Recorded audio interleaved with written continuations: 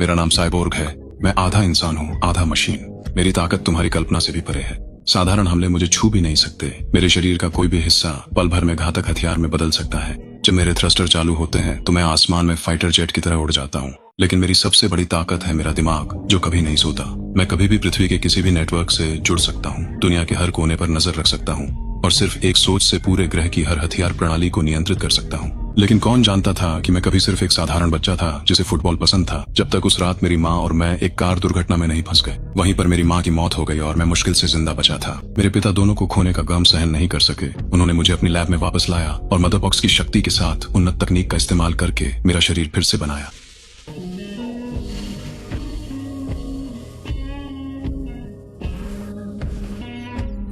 उसी पल मैं फिर से जन्मा, लेकिन मैं एक राक्षस भी बन गया, आधा इंसान आधा मशीन। शुरुआत में मैं अपने पिता से बहुत नाराज था। मैं समझ नहीं पा रहा था कि उन्होंने मुझे इस अजीब चीज में क्यों बदल दिया। मैं खुद को आईने में भी नहीं देख सकता था। मुझे डर था कि मेरे दोस्त देखेंगे कि मैं क्या बन गया हूँ। लेकिन समय के साथ मुझे एहसास होने लगा कि मुझे आम इंसान से कहीं अधिक शक्ति मिली है। मैं डिजिटल दुनिया में स्वतंत्र रूप से जा सकता था और ऐसे तरीकों से लोगों की मदद कर सकता था जिनका वे कभी अंदाजा भी नहीं लगा सकते थे। आखिरकार मैं जस्टिस लीग में शामिल हो गया और दूसरे हीरोज के साथ कंधे से कंधा मिलाकर लड़ा। और तभी मुझे आखिरकार समझ आया, मेरे पिता ने मेरी जिंदगी बर्बाद नहीं की, बल्कि मुझे दोबारा जीने का एक मौका दिया। स्टेपनवुल्फ के आक्रमण को रोकने के लिए हमने मदर बॉक्स की ऊर्जा का इस्तेमाल करके सुपरमैन को एक क्रिप्टोनियन जहाज में वापस लाया। लेकिन जब वह जागा, उसकी यादें बिखरी हुई थी। उसकी आंखों में शत्रुता भरी हुई थी। मेरा डिफेंस सिस्टम अपने आप सक्रिय हो गया और उस पर बेकाबू होकर फायरिंग करने लगा।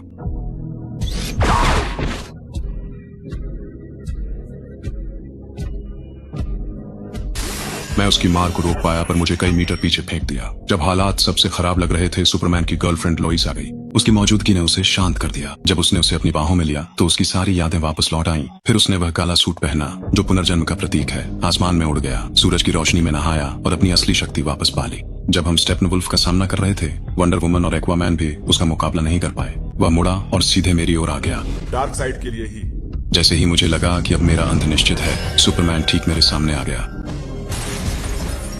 क्योंकि वे तुम्हें तब तक नीचे गिराते रहेंगे जब तक अंधेरा न हो जाए, जब तक तुम पूरी तरह से नीचे न गिर जाओ। मेरी शक्ति और सुपरमैन की ताकत के संयोजन से हमने मदर बॉक्स को हमेशा के लिए अलग कर दिया और संकट को समाप्त कर दिया। उस क्षण मुझे आखिरकार समझ में आया कि मेरा अस्तित्व क्यों है।